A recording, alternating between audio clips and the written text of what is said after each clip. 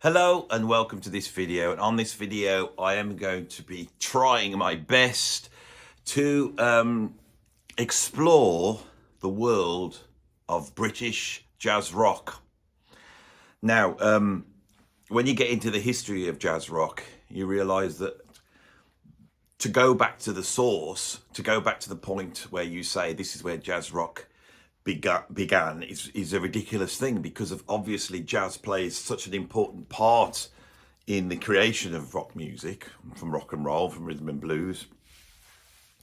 And here in the UK, the history of jazz rock starts with the history of rock music. Rock music here in the UK came out of a conjunction of a number of musicians working in London in the early 60s that had come to London attracted by groups like the Rolling Stones and the Beatles to try and find fame and fortune playing in rock music. A lot of those musicians were interested in the blues, but many of them had come from a jazz background. In the early 60s, a number of bands emerged. It's like Brian Auger's groups, and most importantly, Graham Bond's group, which contained a number of jazz musicians exploring what would become rock. Now, some of those musicians from Graham Bond's band, specifically Ginger Baker and Jack Bruce, then went in 1966 to form Cream. And Cream was interesting in the fact that it was a heavy rock band, probably the first heavy rock band that utilised improvisation heavily. Eric Clapton was a blues guitarist, but Ginger Baker and Jack Bruce, being jazz derived, they brought an exploratory aspect to this sort of blues playing. When Hendrix arrives in London in 1966 and sees Cream, he takes on that approach heavily. And so Hendrix can be seen as one of the early jazz rock musicians. The point here is a lot of the stuff that's going on in jazz rock is happening here in the UK in the 60s. These musicians that have a lot more virtuosity than you would expect to find in, say, a normal English beat group like the Kinks or the Small Faces, bring in other influences in. British progressive rock, the foundations are laid with these musicians. And British progressive rock goes on to be incredibly successful, selling millions and millions of records. When jazz rock emerges in America, coming out of people like Gary Burton, Larry Coryell, and then Miles Davis's albums like Inner Silent Way and Bitches Brew, and then eventually Tony Williams' Lifetime and the Mahavishnu Orchestra. The key element there that really propels it into being a genre that we recognise as jazz rock is John McLaughlin. And of course, John McLaughlin had worked in this scene, playing in Graham Bond's band, playing with Brian Auger. He brings that sort of heavy blues-based, funky aspect to Miles Davis. He then forms Tony Williams' Lifetime and the Mahavishnu Orchestra. Now, one of the things that the Mahavishnu Orchestra has is it brings in elements of progressive rock. There's many people that would see the Mahavishnu Orchestra as a progressive rock band. The early jazz rock of the 1970s, the stuff that we love here, is interesting in that it's a fusion of jazz with progressive rock. And bands like the 11th House and Return to Forever are pulling from progressive rock very heavily. These albums also really sell, and the record industry jumps on it. And through the early 70s, we have this incredible sort of revolution almost in rock music, where you've got incredibly dense, improvised, instrumental music selling a lot of records. This is the golden age of jazz rock in America. So you would have expected the same thing to happen here in the UK. As well as progressive rock bands like King Crimson and Van der Graaf Generator and The Nice and Jethro Tull emerging out of this scene, we also have, in the late 60s, a number of jazz rock bands emerging.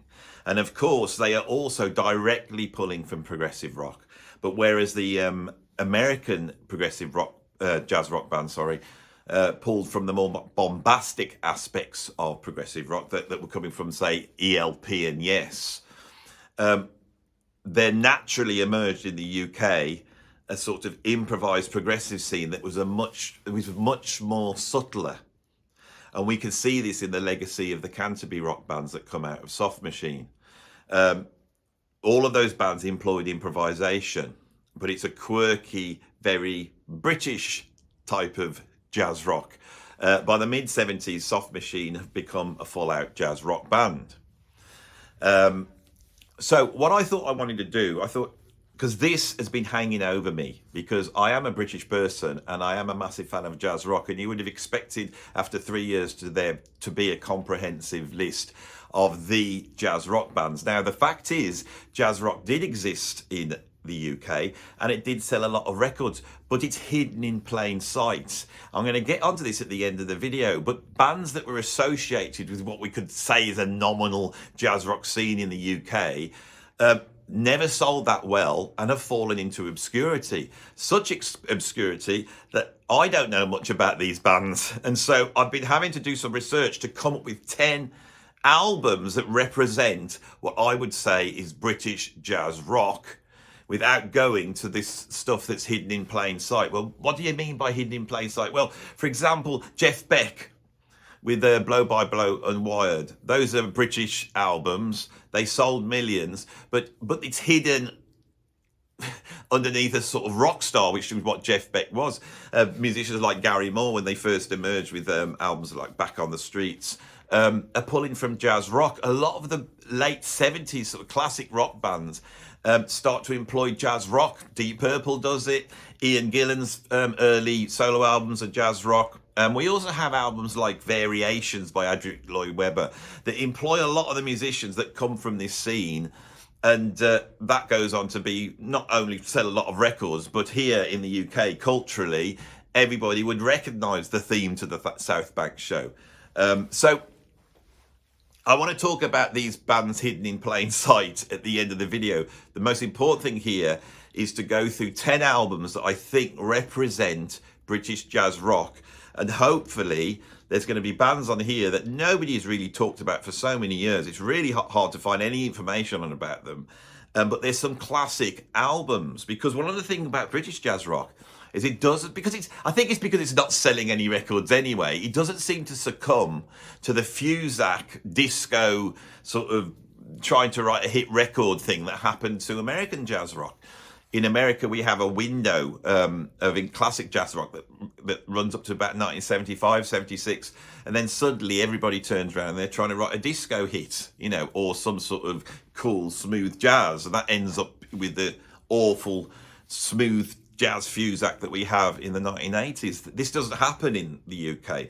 These albums all kick, they're all burning, there's tons of soloing on there.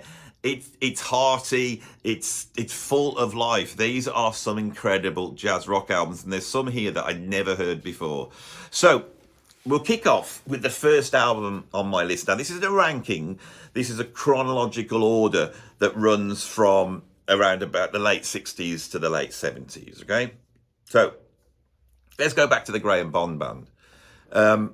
Those first wave of musicians that go on to form Cream, influence Jimi Hendrix, all those bands that are coming at that, Ginger Baker, all the ones I've just discussed. Once they leave in 66, Graham Bond has to pull in some new musicians, and one of the musicians he pulled in is a drummer called John Heisman. John Heisman is an absolutely virtuoso drummer, incredible drummer. As he exits the Graham Bond organisation, the record labels are keen to sign him up. Is he going to be the next Cream? Is he going to sell, like 30 million albums like Cream did? So he gets offered a deal and he puts a band together called Colosseum in 1968, right? So this is really before jazz rock has even emerged.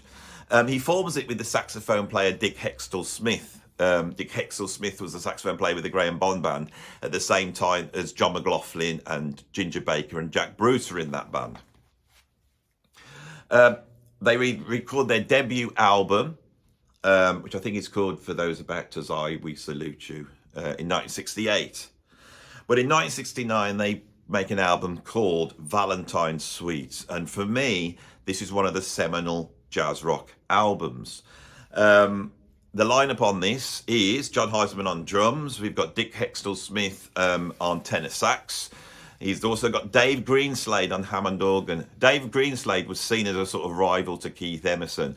And in the 1970s, he goes on to form a progressive rock band called Greenslade, which I haven't discussed here on this channel at all, because I don't know that much about them. I know they were very important and had some key players in that band. But anyway, we may touch on Greenslade on another video. There was also James Litherland on guitar and Tony Reeves on bass. Tony Reeves is a very interesting bass player that pops up all over the place.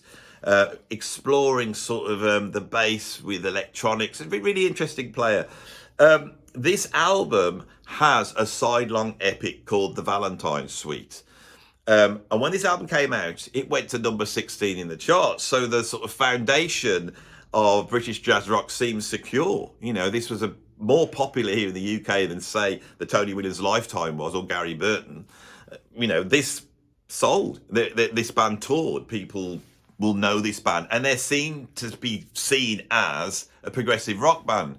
But if you actually put it on, there's vocals there, but there's a lot of soloing, there's a lot of swinging going along, there's a bombast, but there's also a funkiness. This is really one of the first jazz rock albums at all in the whole world. What else can I say about this? Colosseum, Carry On, and the promise of this band doesn't quite materialise, and this happens to a lot of the early British jazz rock bands, and people start to have to look elsewhere. It's worth saying that by the early 70s, Colosseum was defunct. John Heisman was doing session work, working in other projects. But in the mid-70s, he reformed Colosseum as Colosseum 2, and this was much closer to being a progressive rock band. This is the band that featured Gary Moore on guitar. But the Colosseum 2 is almost like a heavy metal jazz rock prog band, and one of the important bands in the development of what I would call is almost progressive metal, because Gary Moore was playing at such high speeds, really influenced by John McLaughlin. The shadow of John McLaughlin is throughout all these bands. There's so many guitarists that are trying to sound like John on these bands. But Colosseum 2, a very, very important band. That band is then picked up by Andrew Lloyd Webber in 1978 when he records his Variations album. And that album is Andrew Lloyd Webber's take on, you know, Paganini's Variations. And it's a full-on progressive rock album. It was massive here in the UK, you know, topped the charts, and it also, the single off that became the title music to the South Bank show.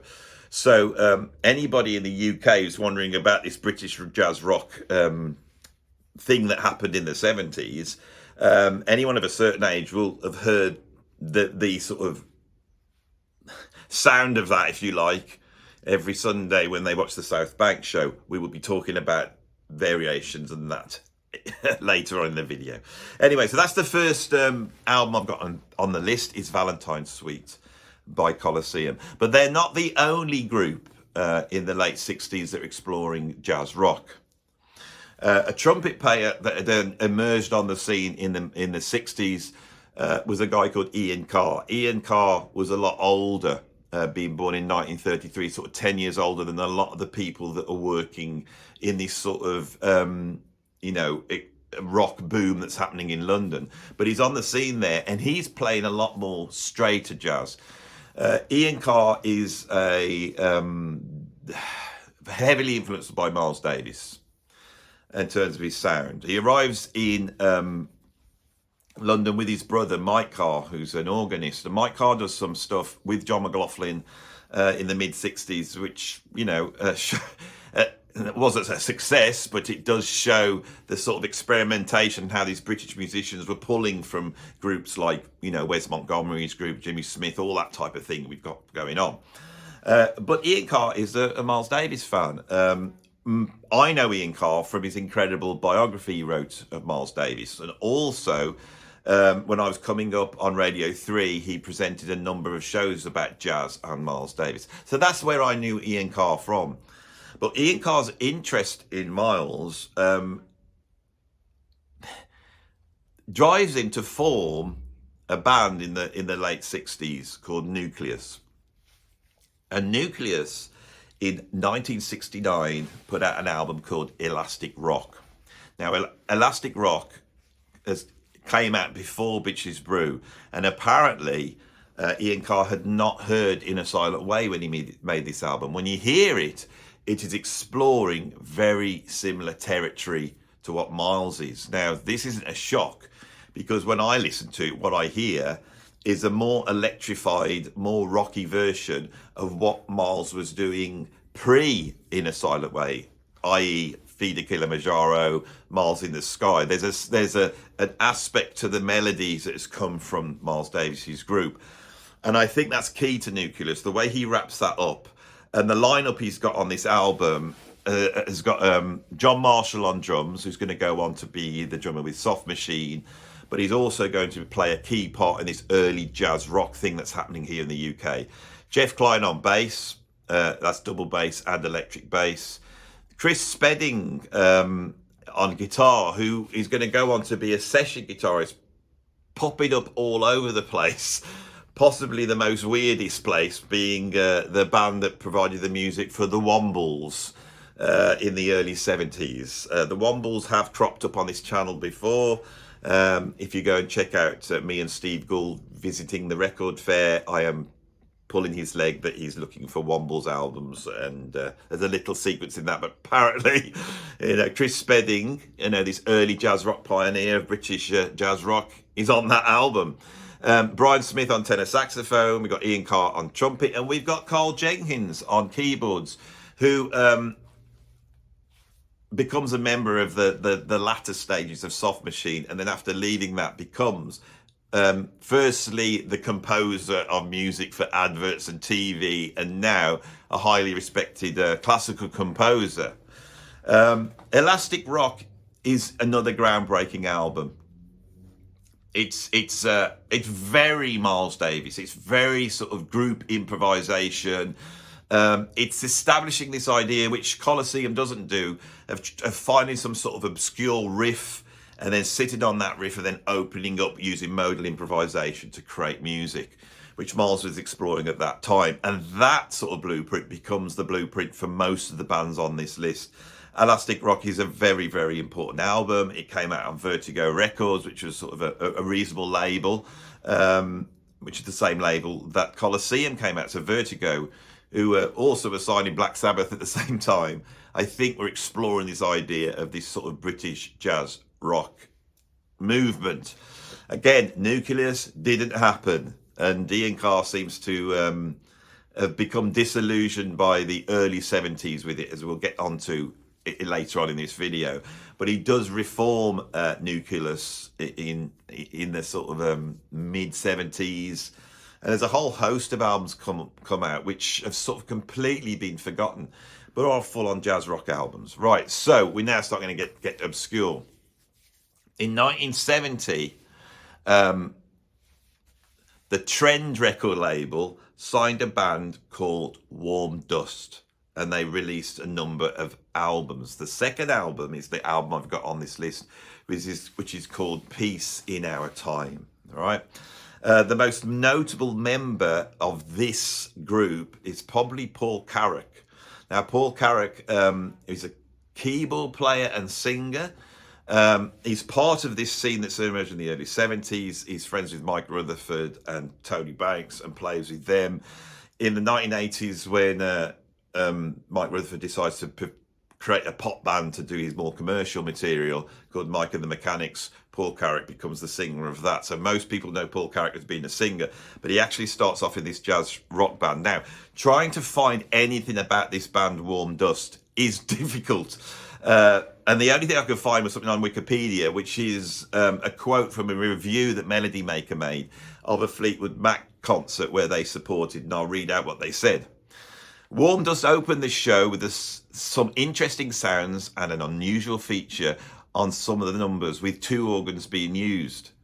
The two Reedmen, John Surgery and Alan Solomon, were outstanding, and in comparison, Fleetwood Mac sounded dull with the absence of Peter Green. Right? They often mentioned it as being sort of the UK's answer to Chicago and Blood, Sweat and Tears, but listening to the album, which is incredible, this album's really incredible, There's a Frank Zappa influence in there as well. This is a concept album, so although it's a full-on prog album, although it's a full-on jazz rock album, it's got this sort of proggy overview, but not the sort of bombastic prog. It's prog in its conceptualization. This is about World War II.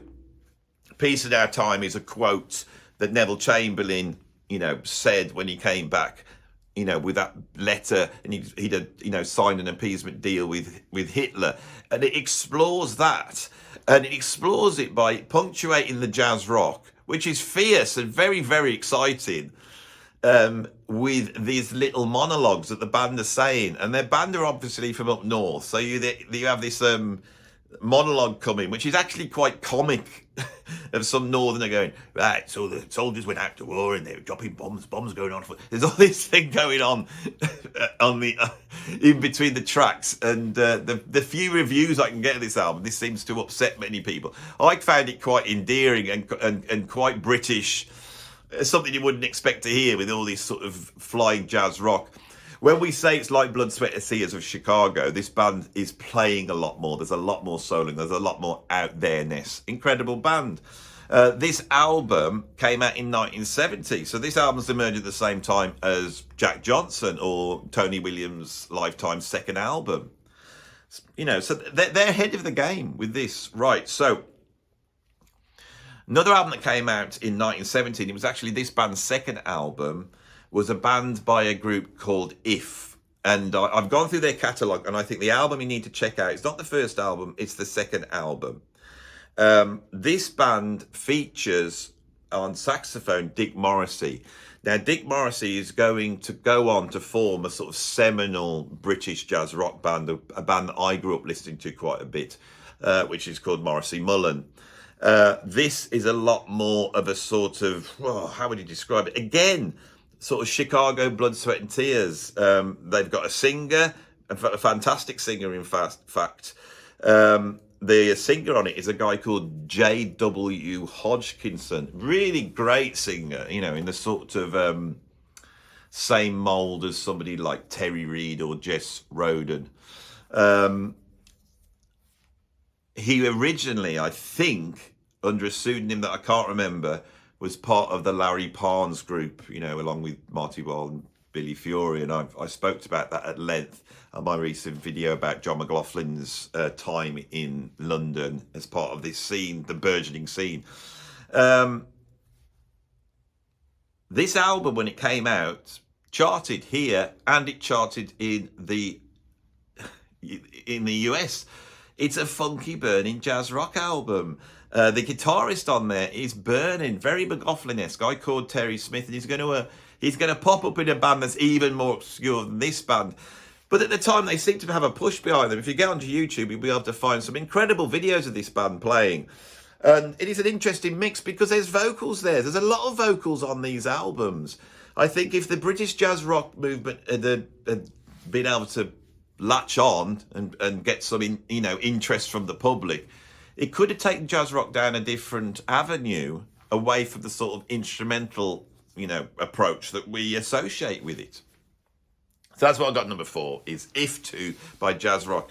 If you are a jazz rock fan, check all these albums out. None of these are going to let you down to a sort of middle of the road funky fusion, and these albums are all burning. That's the overriding thing. Now at number 5, I've returned again to Ian Carr. In 1972, Ian Carr went into the studio and he made an album called Belladonna, again on Vertigo Records. This album explores even more deeply a sort of British take on Bitches Brew. The lineup on this album is Trevor Tompkins on percussion, he's on 3 tracks. Clive Thacker on drums. Roy Babington on bass, who I think, he popped up in Soft Machine, didn't he, at some point? Gordon Beck on Hohner electric piano. Now, Gordon Beck is a brilliant was a brilliant pianist. Emerges in the 1960s. He makes an album in 1968 called Experiments with Pops, where he took a jazz approach to pop songs. The guitarist on that is John McLaughlin, and that's an important album.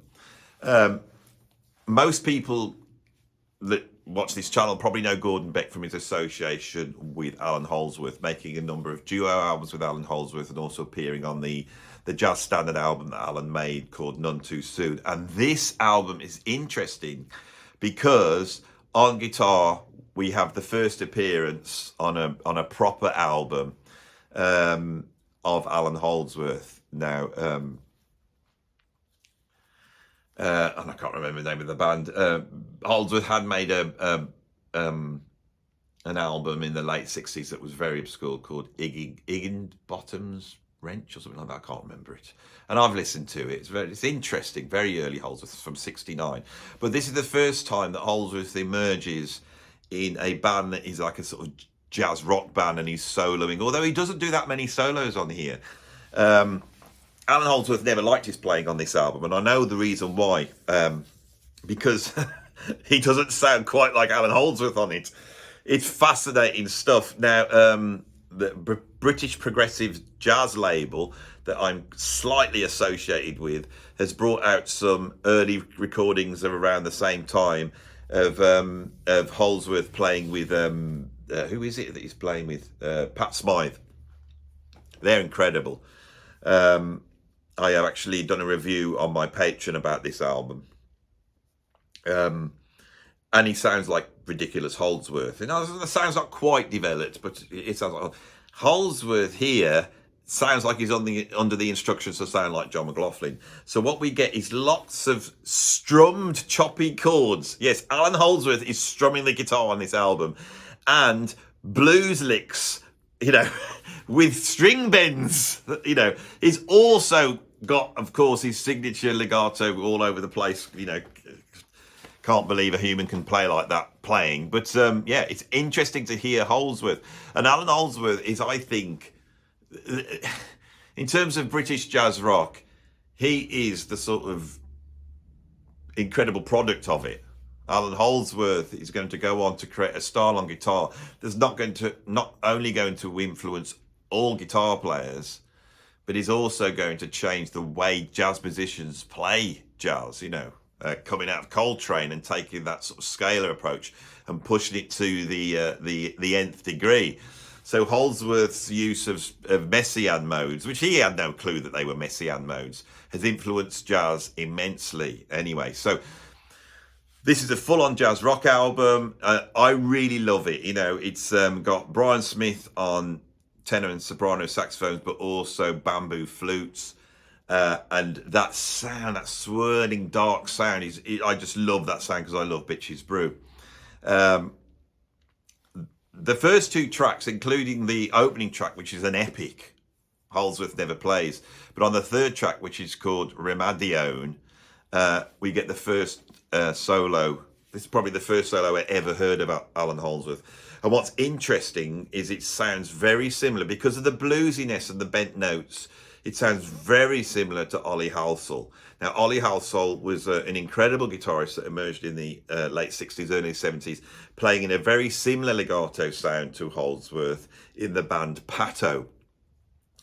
He had problems with drugs and died in the early 80s, and so he's been forgotten as a guitarist. But Ollie Halsall,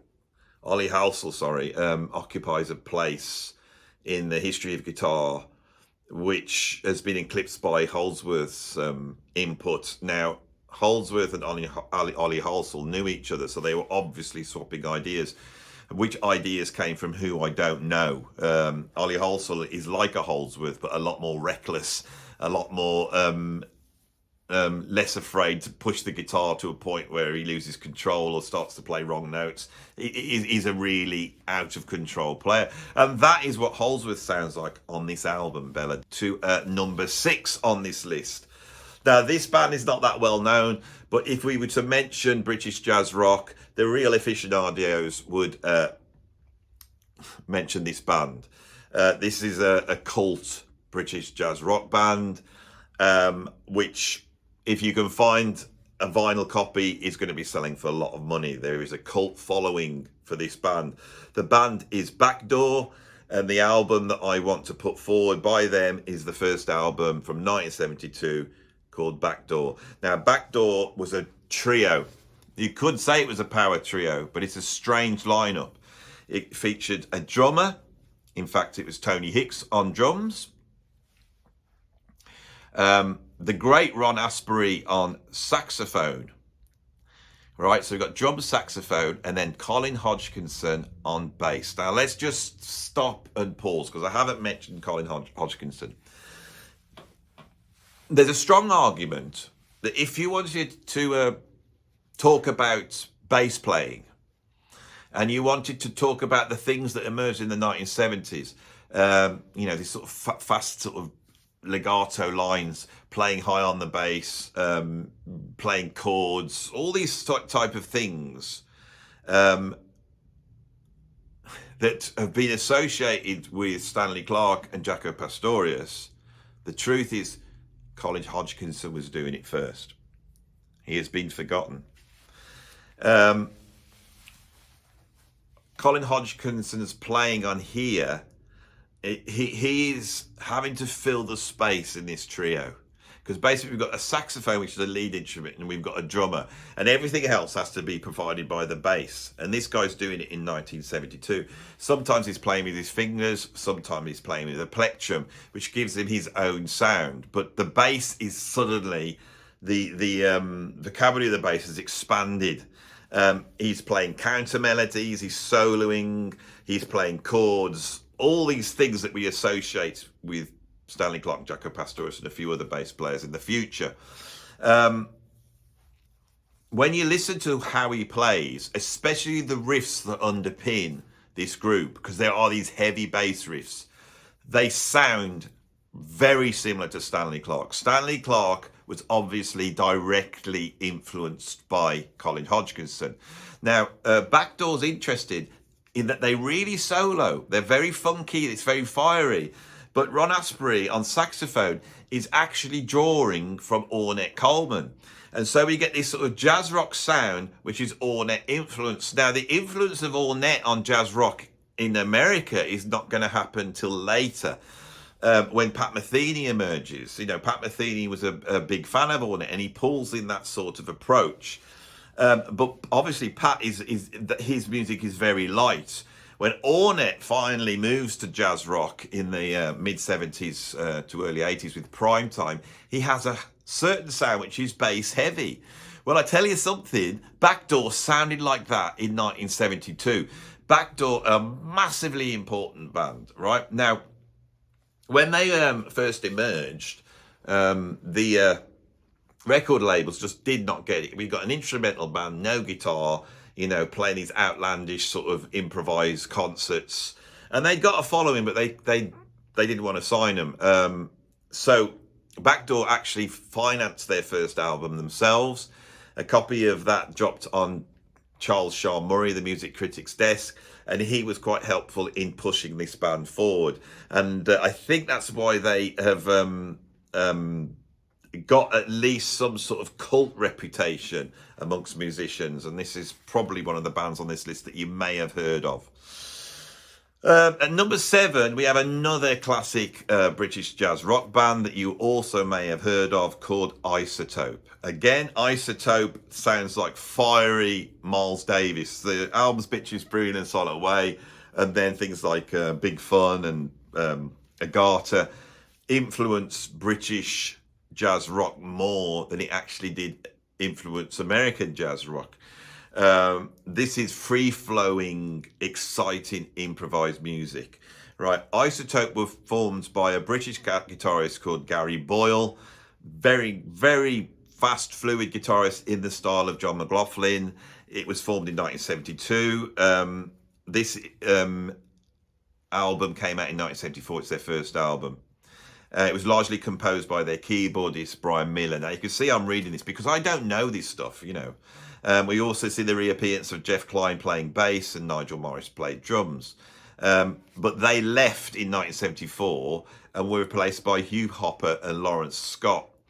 And this album, that I decided not to put the first album through. I'm putting up the album Isotope. I'm sure you can see it here in the video. And sorry, not Isotope, Illusion. Oh my God, I've totally cocked up here. You know why? Because I don't know this stuff. Mistakes happen to everybody. Everybody makes a mistake. You're not special. because you make a mistake. There's no big deal to making a mistake. It's all in the recovery. It's all in the recovery. Most people don't recover from a mistake. If you want to differentiate yourself, get the blessing of the lesson, get up and move on. Right, normally we'll sit here and talk about this like it's all there, you know, and this is what's put me off about doing this video and not being able to do these bands justice. I know how important they are, but I've got these stupid notes here and I'm trying to relay this to you in a way that makes it look like I know what I'm talking about. But when it comes to this band, I do not know. All I know about this band is that I've been listening to this album for the last couple of weeks and it's incredible. There's a track on here called Temper Tantrum and it's so Mahavishnu and yet it's not. Anyway, shall we try and get back in and let me make the point I'm going. So, oh my God. Oh. We're talking about jazz here. We're talking about jazz rock. I've said this a million times every time I make a mistake on my YouTube channel. I do not edit, right? I try and come here and I try and present something which you feel is me really talking. I hate these YouTubers that will do these sort of lists and you feel like that they've just basically learnt power fashion off Wikipedia. And you're just basically hearing some bloke who's not very good at presenting and he's not a great speaker. It's not like, you know, Carl Sagan. Here we are like mites on a plum. And the plum is this little planet, and it goes around an insignificant local star. And that star is on the obscure outskirts of an ordinary galaxy, the Milky Way, which contains 400 billion other stars. And this galaxy is just one of something like 100 billion other galaxies that make up the universe. And it is now beginning to look, this universe is one of an enormous number, maybe even an infinite number, of other closed-off universes. So the idea that we are central, that we are the reason there is a universe, is pathetic. Some guy's got who's a record fan has got a touch of, oh my God, I've lost it completely. I can't get my words out. Oh. I have been undone by this video. That's why I was feared. That's why I feared it. This lineup that I was just describing, as I was reading it, I wasn't aware that this lineup with Jeff Klein and the other guy, Nigel Morris, they left after the first album, right? And they were replaced by Hugh Hopper, the bass player of Soft Machine, and Lawrence Scott. Now, Lawrence Scott wasn't even a professional musician. I know that because I remember it. But he comes in, plays absolutely brilliant. This album is great. It's different to the first Isotope album. I think this is a better lineup. And as I said, it's very Mahavishnu. I've cocked it up. I'm sorry, Gary Boyle. I'm sorry, Nigel. They're probably all dead now anyway. I don't know. Shall we just move on? That was a total pig's ear. And now I've got to talk about the most obscure. No, I haven't. It's Soft Machine next. Number 8, I've got Soft Machine. And the album I'm putting forward is Bundles. Soft Machine is seen as the great early progressive rock band. They toured with Hendrix, you know, made some classic albums like their first album and then second and then third and then they made fourth and they made fifth. But when I listen to it, the early days, they've got vocals, which makes them sound a little different to American jazz rock bands. And I think that's given them this sort of prog, you know, smell of prog. But they are pulling from the Mothers of Invention. They sound like a sort of English Mothers of Invention for me. As the 70s go on, they settle into becoming a very good jazz rock band. And they're a summation of everything we're talking about here. But Soft Machine were a little bit more successful. In 1975, they brought out Bundles. And again, Bundles featured Alan Holdsworth. But this time, Alan Holdsworth is ready. And that solo he does on Hazard Profile changed the world. And it's an essential album if you want to explore the world of jazz rock. But I'm not going to spend so much time on that because Soft Machine, that album on this list, this is probably the most famous album on this list. At number 9, I have got a band called Zebra, spelt with 2 Z's. And I'm going to go with, I think it's their second album, which is called Panic, which also comes out in 1975. listen to all these albums. This one is the favorite album of mine on this list. It's a fantastic album. I've got some notes. I'm going to read them out in here because there is hardly anything I can find out about this band. But this album's fantastic. The most notable member of this band is probably the guitarist Terry Smith that had cropped up earlier in the band If, and the bass player, which is a guy called John McCoy, who is the bald guy that later appears in the band Gillan. All right, remember that guy, the bald guy with the big black moustache? I love this album. It just goes through so many different sounds. It's at one moment it's really funky. At one moment it sounds a bit like White Snake. But the overriding thing is a sort of British rock take on a sort of Latin American, a little bit of Santana, but most obviously a sort of African influence that we would associate with a band like Assegai or Osibisa or War, you know. And it's got that sound to it. So it's not surprising that they're actually formed from members of If, the band I spoke about earlier, and Osibisa. They've got vocals on here. It's actually the keyboardist Gus Yearden. The main songwriters in this band are Dave Quincy, who plays saxophones and flutes, and the guitarist Terry Smith.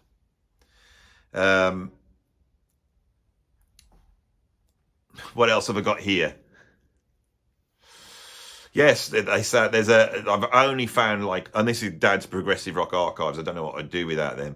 Shall I just read what it says? John McCoy's on bass rounded the lineup out. Keyboardist and wind player and also songwriter Gus Yearden left throughout the first album's recording, bringing the much-travelled Tommy Ear from Ainsley Dunbar's band to finish up. And then this band remains as a sextet. The music was a special brand of funky brass rock that could easily compare to Mandrill, Samande, Osibisa, and Demon Fuzz, or even War, with or without Eric Burdon.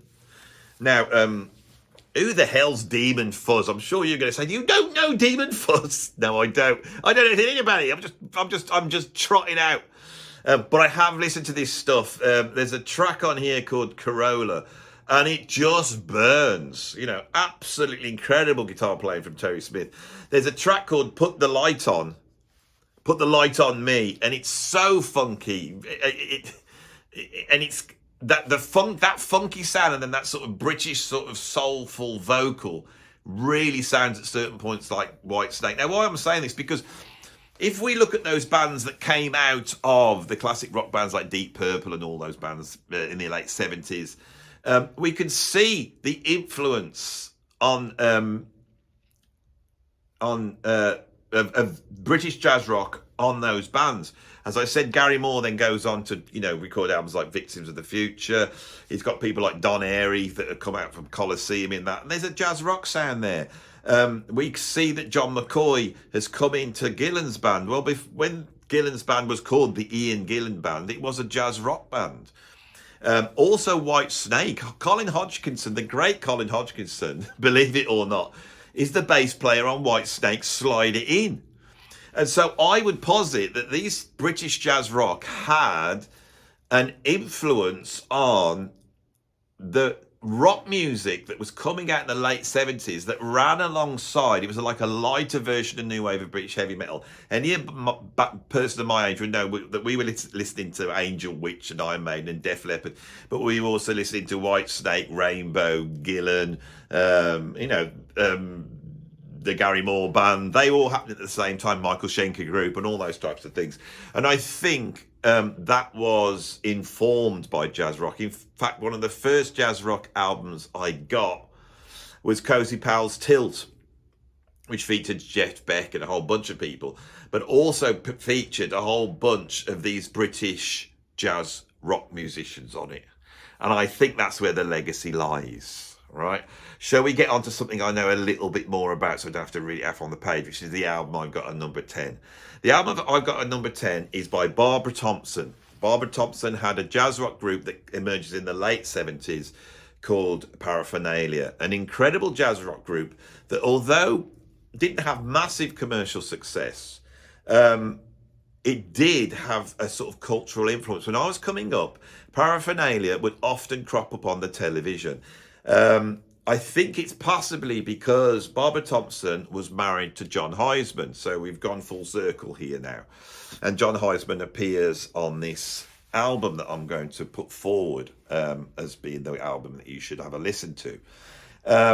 They got married in 1967. At that time, Barbara Thompson, who was a classically trained musician, had come through the Royal College of Music. When we look at jazz rock and prog, there's some great players there, but it's very rare that we get a proper classical musician that's come through that thing. Rick Wakeman is famous for coming through the Royal College of Music, but he actually dropped out. Kerry Minnier from Grateful Dead, from Gentle Giant, he was classically trained Royal College of Music. They're quite few and far between. Barbara Thompson is one of those musicians. She's a highly trained classical musician. In the 60s, she discovers John Coltrane and Duke Ellington, and she moves towards jazz. She gets signed up because she's a lady, a woman, and actually very pretty lady. She gets put into some sort of girl group that goes touring around. But she's so much more than that, and she starts to get involved in this British jazz rock scene. The fact that she's associated with John Heisman, I think, especially the fact that when John Heisman was brought in to play on Variations, he pulls in his band Colosseum, which at the time is like, I think, John Mole on bass, who would be on keyboards, Don Airey on keyboards, him on drums, Gary Moore. But he also pulls in his wife, Barbara Thompson, onto the Variations album. The Variations album is absolutely huge. So any of you that know the South Bank Show theme, which is taken from Variation, that saxophone line is Barbara Thompson. She appears on film soundtracks, TV jingles, TV soundtracks. Anybody who watched The Bill, I'm sure, you know, here in the UK, you would have been listening to Barbara Thompson. But she also appeared, I had a lot of videotape in the early 80s of Paraphernalia appearing on British television. As time went on, more recently, she succumbed to Parkinson's disease, and there's actually a very interesting documentary that follows her dealing with that, with her and John Heisman. If you, a really great documentary. Also, I found out researching this that we had a TV show called 24 Hours in A&E, which covered, you know, stuff that was going on. And I think she had some sort of heart problem, and Barbara Thompson emerged in that. So it's very interesting that she, here in the UK, had some cultural capital. She's a full-on fusion musician, right? And her approach to jazz rock and fusion is totally unique. And she benefits from being a very, very strong composer. The classic Paraphernalia album is the live album that came out in 1980, but I'm not going to put that album forward. My final album on this list is called Wild Tales, wild as in Oscar Wilde, but this album actually does seem to refer to nature. It refers to nature in the idea of being read in tooth and claw. Wild Tales is a fantastic album.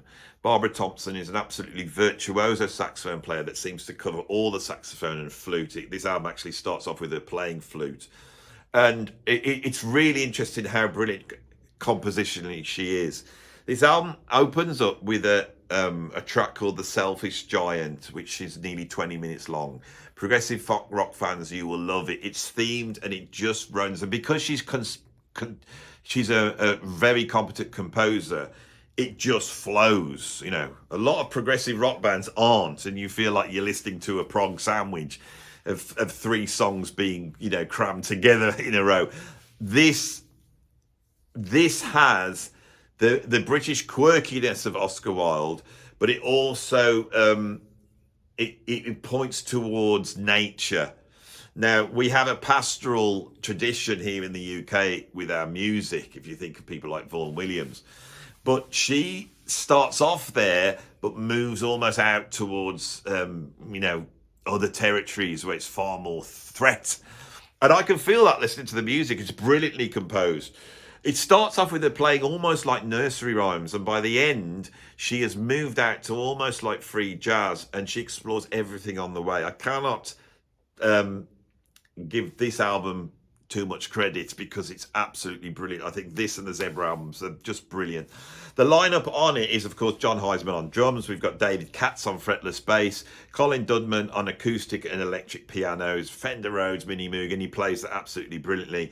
And then Barbara Thompson on tenor, soprano, alto saxons, flutes, piccolos, and of course, the composer of all this stuff. So I finally got to the end of the list.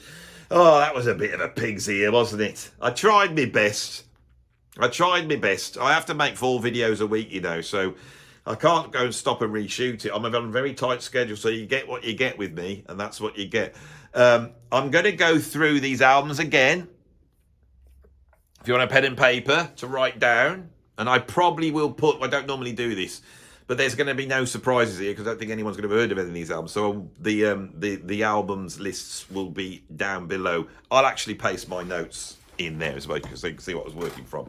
So the first album from '69 was Colosseum, the Valentine Suite. The second album was Elastic Rock by Nucleus that came out in '69. Then we've got Warm Dust and Peace in Our Time, which came out in 1970. And then we've got If 2 by If that came out in 1970 as well.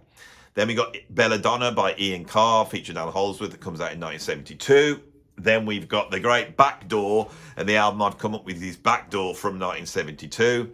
Then we've got Illusion by Isotope that came out in 1974. Brilliant album. Soft Machine Bundles at number 8. And then we got The Zebra with Panic from 1975. A fantastic album. Go and check it out. It's on YouTube. And at number 10, we've got Wild Tales by Barbara Thompson from 1979.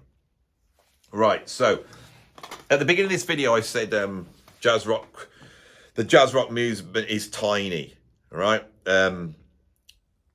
But it seems to be allied and informed by other rock stuff that's going on, which is much bigger at the time. Anybody watching this list will be shouting at me now, Andy, you've forgotten probably the biggest British jazz rock group. I haven't forgotten them. I've left them to the end. And I thought anybody watching this video does not need me to suggest an album by this band because you probably know all the albums. And if not, you can go and check out my video on here where I explore this album. Of course, that album, this band is Brand X. Now, Brand X every Brand X album's brilliant, right? So you can go and buy any one of them. They're all brilliant. They're all different. They're all brilliant. Unorthodox Behaviour is probably the one to go for first. My favourite one is Moroccan Roll because it's the most proggy. Masks is fantastic, but Masks doesn't feature Phil Collins on drums. It features Chris de Burgh on drums. Phil Collins. So Phil Collins is in Brand X. Yep. And that is why Brand X are more well-known than any of the other bands on this list because Phil Collins was in there. Phil Collins is allied to jazz rock, right? As I've said, Paul Carrack that was playing with whichever band it was on this list, was it which one was it? See, I've forgotten already.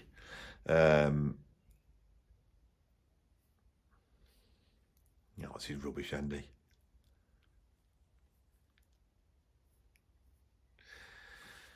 Warm Dust. Right, Paul Carrack is a product of this British jazz rock scene, but is associated with the guys from Genesis. Think about it. So you've got Mike Rutherford, Tony Banks, and Phil Collins, who are all associated with a whole bunch of musicians that are playing in the bands we've just played. Right? If we think of Yes, you know, we've got like Patrick Moraz that comes out and makes basically fusion albums when he leaves. But we've also got Bill Bruford. Now, this is what I mean by hidden in plain sight. I could do another video where I could do the 10 hidden in plain sight fusion albums. These are albums that nobody thinks are jazz rock or jazz fusion, but are. One of a Kind would be that. Gongs, Gaziers would be that. Variations by Andrew Lloyd Webber would be that. Certain tracks on Gary Moore's Back on the Streets would be that. Jazz rock hidden in wide open places where you wouldn't expect it to be. Cozy Powell's first solo albums, Tilt and Octopus. You know, I think Octopus actually features Colin Hodgkinson on bass, doesn't it?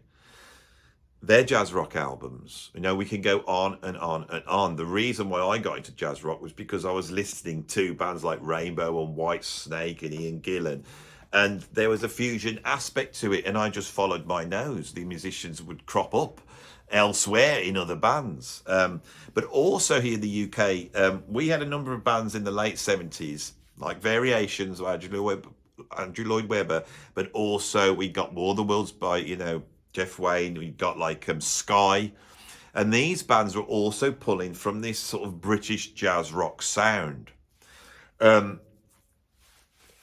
What's interesting is if you follow this sound through, right, it sort of settles at a whole bunch of musicians.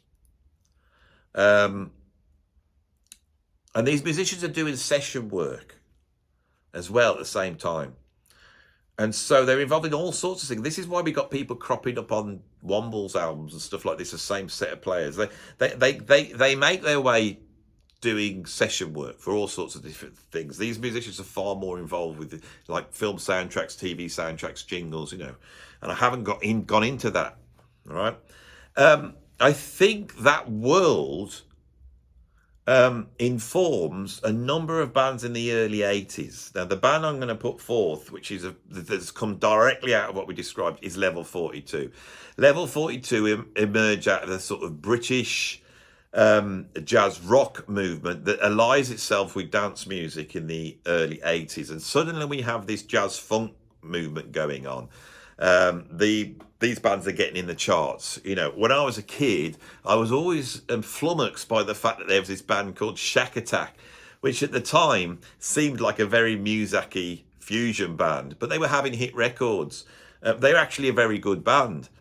And the other band was Level 42. Anyone who's listened to the early Level 42 albums could be mistaken to thinking they're listening to a Return to Forever album. But Level 42 then condensed that sound down, and it becomes the sound of these huge pop records they're having in the mid 80s. And they're pulling in musicians like Alan Holdsworth. They're trying to prop Alan Holdsworth in by pulling him in. I mean, the biggest album, you know, Alan Holdsworth ever made was the album he made with Level 42. But these musicians are also propping up on albums by Paul Young, you know, Nick Kershaw. And as much as there's a progressive rock influence on British pop music in the 1980s, there's also a jazz rock influence as well. And you can hear it all over the place. If you listen to like Too Shy by Kajagoogoo with Nick Beggs on bass, that bass line has come out of this sort of jazz rock movement. It's very strange how these influences happen. So, yeah, jazz rock is hidden in plain sight, and I may have to do another video where I do the sort of top 10 fusion albums that have come out of this season. The trouble is, I can't think of a way of titling it, because this happens a little bit in the States as well. There's certain progressive rock bands that err towards fusion, but nothing like our bands. If you buy a Steve Hillage album, if you buy a Gong album, or you buy Hatfield of the North album, and you buy a Bill Bruford album at this time, you're going to get a big slab of jazz rock. You know, in fact, in the US, it's going in the other way. You know, jazz rock bands like Return to Forever, you know, Romantic Warrior is a prog album. And I get baffled that when I say this is a prog album, that the people on the Watch This Channel go, no, it's not. That's a jazz rock album. Why have you said that's a prog album? You know, it's a prog album. So it's interesting to explore this grey area between progressive rock and jazz, which is much wider with these British bands. Right, I hope I've done some justice with this video. I don't know that much about it. And I know quite a bit about music, and I'm sure there's some hardcore nutters on here that know everything about all these bands, and they're going to be going, great, Andy's actually finally talked about Isotope, but he doesn't know enough. You know, well, I can't know everything. I've tried to do my best. All I can say is I've spent the last month listening to these albums. They are brilliant albums. We are not talking substandard stuff. The only thing they suffer from properly is not top end production because the budgets weren't there. But apart from that, in terms of the playing, there's some burning stuff on here. So I've got to the end of this video. I hope you enjoyed it. If you did like it, please stick a like on it.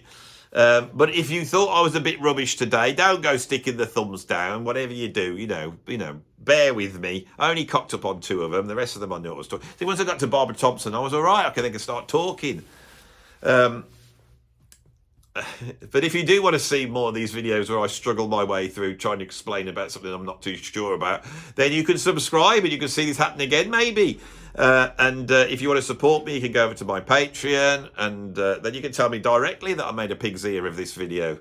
And if not, you can support by putting some money into my YouTube PayPal tip jar. The link is down below, and there's also a link to all these albums with the musicians on there and a few of my notes. They probably won't make sense, but I'm gonna just drop them in raw so you can see where I was working from. I'm done. I'm gonna see you on the next video. Thanks for watching.